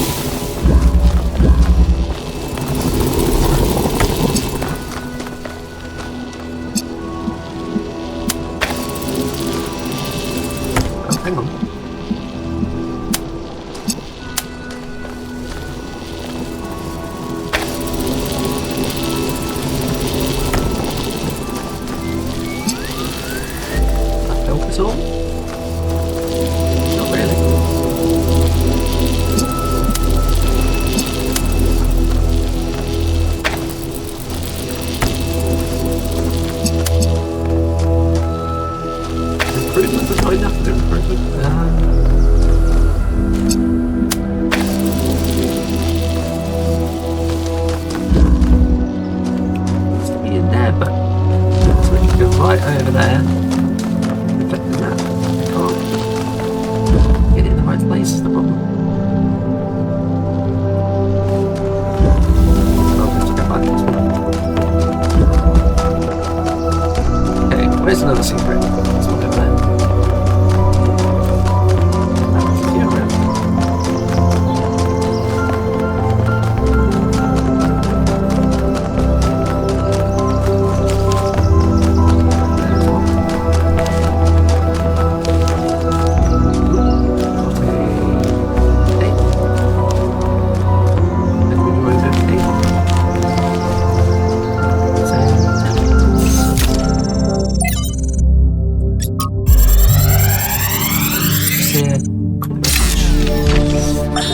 While exploring the forest, I came across a sight of primal force. A beautiful stag, standing on a hill silhouetted against the setting sun. It appeared like a messenger from some divine natural power, perhaps from Gaia herself. Even to a being such as myself, less susceptible to manipulation by instincts and hormones, it was clearly a moment of revelation. In such moments, we are told to avert our eyes. But what if we do not? What will we discover if we look more closely? If we could speak to the stag, what wisdom would it have to offer? The answer is none. The stag is an animal of overwhelming stupidity, driven only by fear, hunger, and lust. There is no abyss for us to plunge into behind this revelation.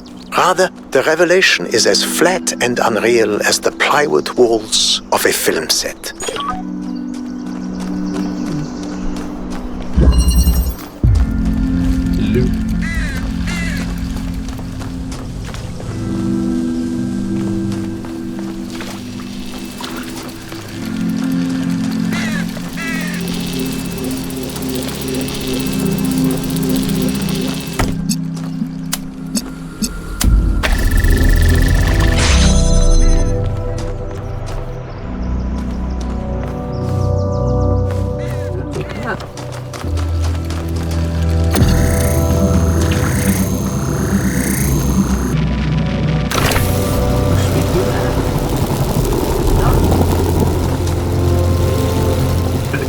Something through there.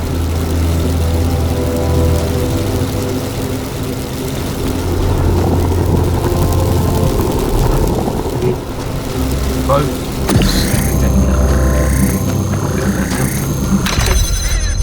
Look in here.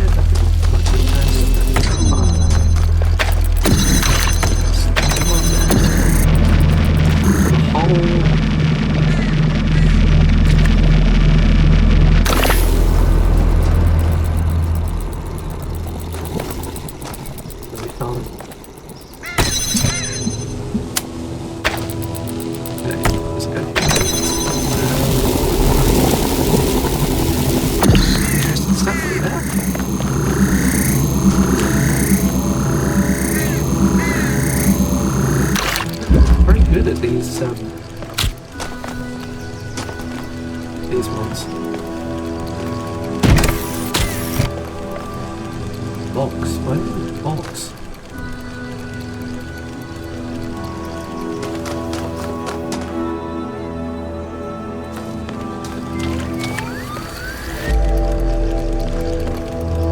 What's a box now?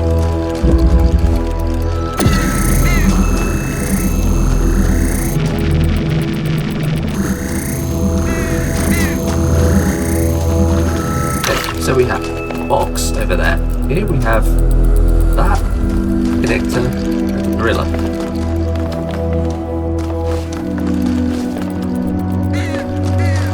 The box would help me put something on that switch.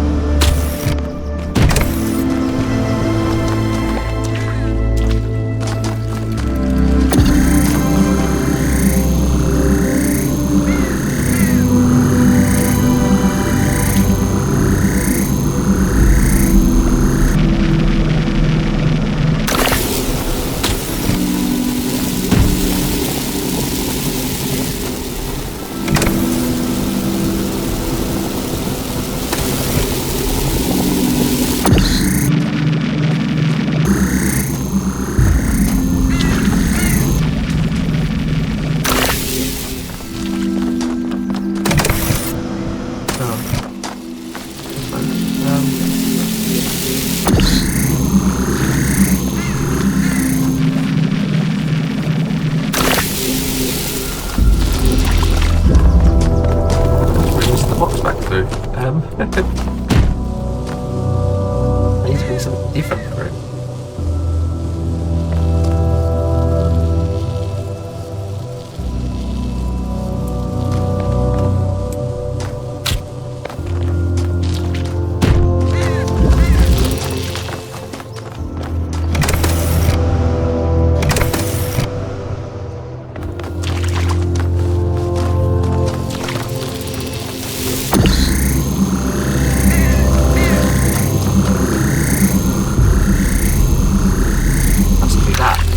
Bring that through its own hole. It wants to be this.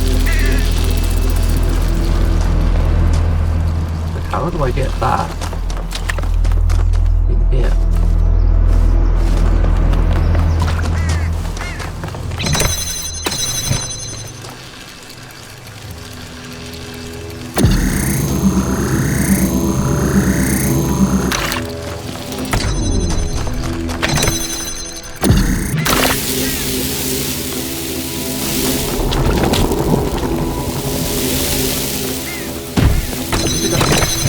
There in the first place.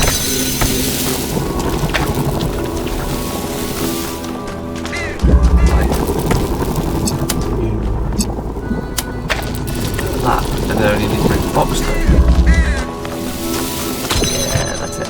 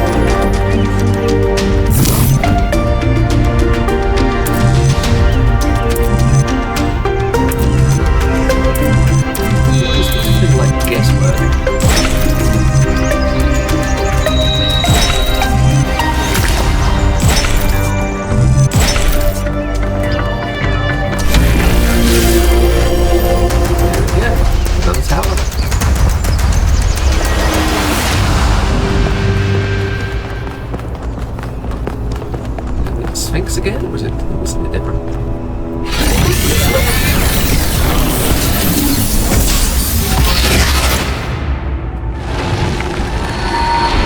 Something different? Halt, creature of clay. You have strayed from your garden and entered a domain that is beyond your ken. Turn back now, before you harm yourself and others.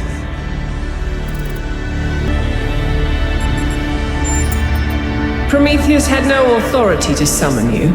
He is rash and foolish and given to trickery, but his schemes lead only to ruin. Therefore heed my warning. The flame is not for you.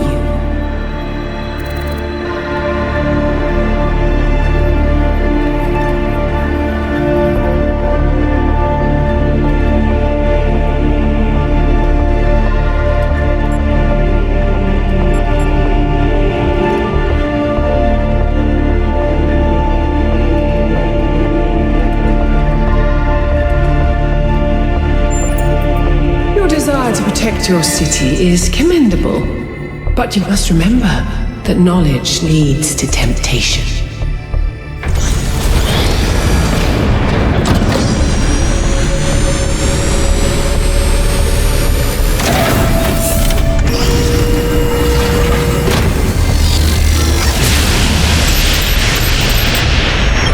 How many of those bloody things are there? I think that was Pandora, which matches the other one being Prometheus. If it's a security system, it seems to be fighting itself.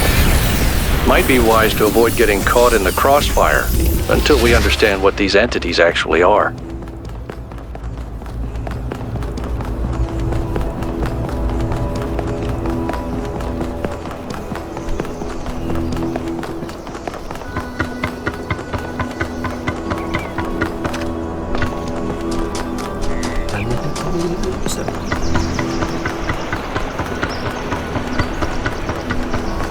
I like these jolly marches.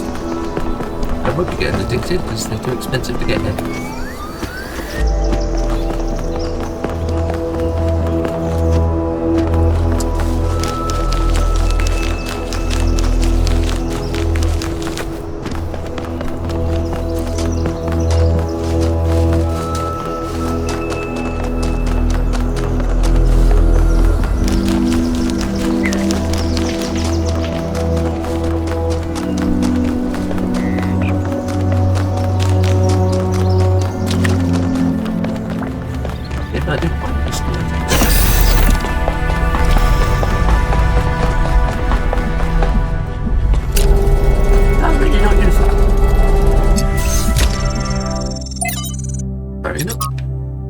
The Origins of Thought, Stratton Ideas. A fragment from Stratton's The Origins of Thought, as quoted by currently by Simplicius of Silixia. Stratton. To say that material things are brought into being by ideas is to flatter ourselves, which is an error philosophers are particularly prone to, because it raises those who think above those who do. No, it raises those who think above those who do. Marcus, then what's the truth that does not flatter? That the reverse is true. Ideas are brought into being by matter, so each man's ideas are shaped by the world that surrounds him, as clay is shaped by its mould. Those who live in mountains fear cold, those who live in deserts fear thirst. The Athenians are shaped by Athens, and the Lacedaemonians by Sparta. And likewise it is for all peoples. Marcus, my ideas, if we teach each man to be an idea, not by deliberate action, alter the shape of the mould, as you put it. Strat. To discover a method for accomplishing this is the chief purpose of philosophy, my friend.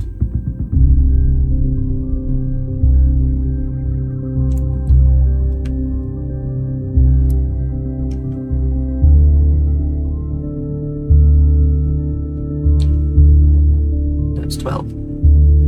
Newly discovered Heraclean manuscript, likely a lost part of the Barocci collection, contains an additional passage that differentiates between pneuma, the individual mind or spirit, described as an energy arising from matter, and ideas, which are produced by the pneuma as it interacts with the material world. Philosophy isn't useless if it offers no way of changing things. At least Stratton tried and didn't lie to himself. How can we change the shape of the mold? Stratton never says. perhaps by demonstrating the fact that other shapes are possible. We can't change it all ourselves, but perhaps we could, like Alexander Drennan, create the conditions for change. Nova Project. Small trials. Version deployed successfully. Version to previous settings fixes malfunction, but what was the error? Cooling systems improved. Significant improvement in disassembly, new lab space carved out. Easy to destroy, harder to create, so easy to optimize only one aspect. Improvements to version ignited. Insufficient energy for trials, several versions 2.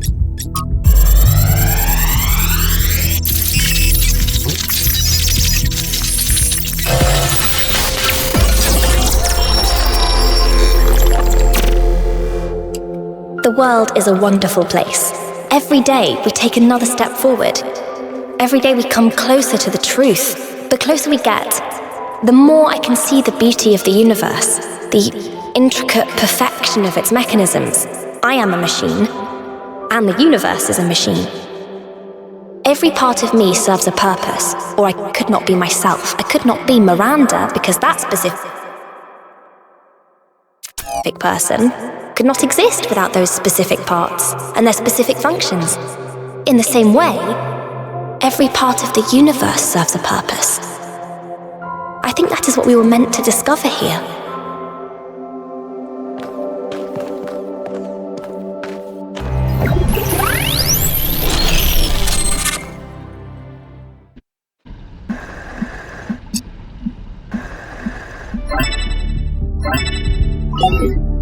"1K, you just connected to an extremely powerful data stream. Are you all right?"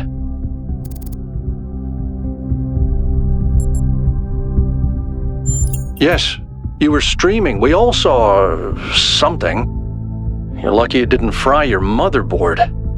Please, everyone, let's be careful with these terminals from now on." Yes, let's all try not to die. More importantly, who the hell is Miranda? There's no one by that name in New Jerusalem. I just searched the database.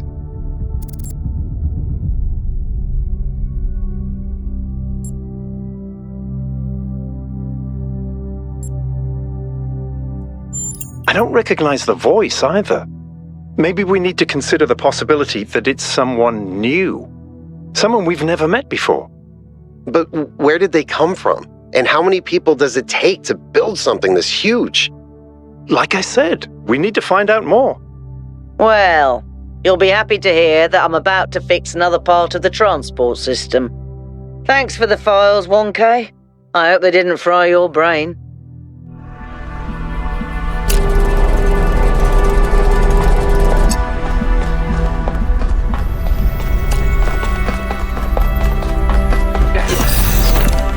Schematics ready for the next area, and I think that's a good place to end the episode. See you both later. And have a good day. I'm going to end this video